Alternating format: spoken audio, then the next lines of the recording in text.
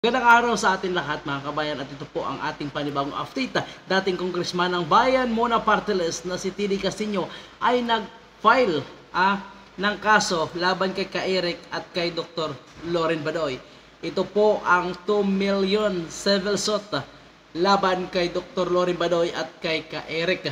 At itong kanyang final na kaso ay ang kanyang basihan ay umano'y continuous na pagre-red tag sa kanya, mga kababayan po natin, ni Ka-Eric at ni Dr. Loren Badoy, na siya umano ay kasapi nitong komunistang grupo, itong grupong makakaliwa, at kiniklaim niya na hindi umano ito totoo, at siya umano ay isa lamang aktivista at hindi siya miyembro nitong komunistang grupo. At dahil umano sa pagre-red tag sa kanya, ay humantong umano sa panganib ang kanyang buhay.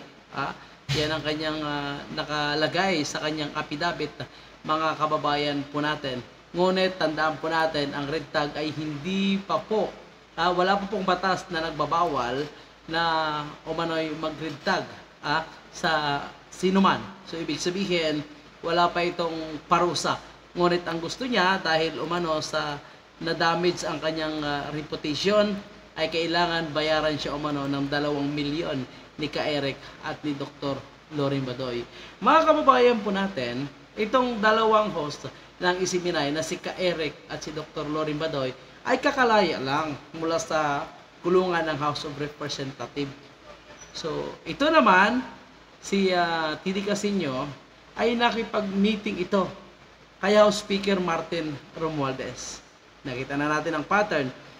Ang pinaratangan umano ng tanong na totoo nga ba itong 1.8 billion na travel expenses ni House Speaker Martin Romualdez, ito ang dahilan kung bakit nakulong naman, na contempt itong si Ka-Eric at si Dr. Loren Badoy, dahil ang kay Ka-Eric ay hindi pag-reveal ng kanyang source sa kanyang tanong, at kay Dr. Loren naman ay umano'y inconsistent sa pagsasabi kung totoo nga bang may mga advertiser sila at sponsor sa kanilang programa na Laban Kasama ang Bayan. So ngayon mga kababayan po natin, pagkalaya ng dalawa, ito agad ang bumungad sa kanila. Kaya ang tanong po natin at ang sarili nating opinion, hindi kaya ang pag-file ng kaso ni Tidi Casino ay may kinalaman itong si House Speaker Martin Romualdez. Kasi nakipag-meeting, tinanong, pinag-initan si Ka-Eric at si Dr. Loren, pati ang kanilang TV network, itong Isiminay News na gustong ipa-suspended at ipa-revoke itong prangkisa. So, parang may pattern po mga kababayan po natin. Ito kaya ay may kinalaman o nagkakataon lang? So, yan po ang ating alamin mga kababayan po natin. Kasi sa ngayon, mukhang wala pang komento itong si Ka-Eric at si Dr. Loren sa final na civil suit sa kanilang dalawa.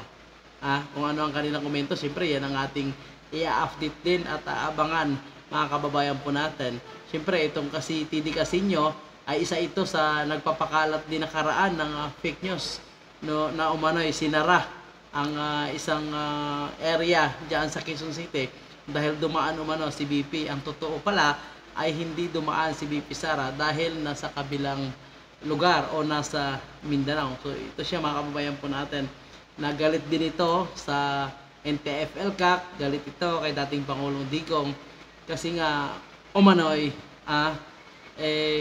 ginagamit nila umano ang kanilang posisyon at ginagamit umano ni Ka-Eric at ni Dr. Loren Badoy ang kanilang programa na Labang Kasama ang Bayan para siya ay patuloy umano na i-red tag na kasapi nga nito mga kaliwang grupo. Kasapi nga ba siya mga kababayan po natin o hindi? So, siyempre, alam naman natin ang sagot dyan. At kung alam nyo rin, pwede nyo i-comment sa ating comment section. Para sa karagdagang update, mga kababayan po natin, huwag kalimutan mag-follow, mag-subscribe, mag-share ng video ito. Maraming salamat at yan muna ang ating update.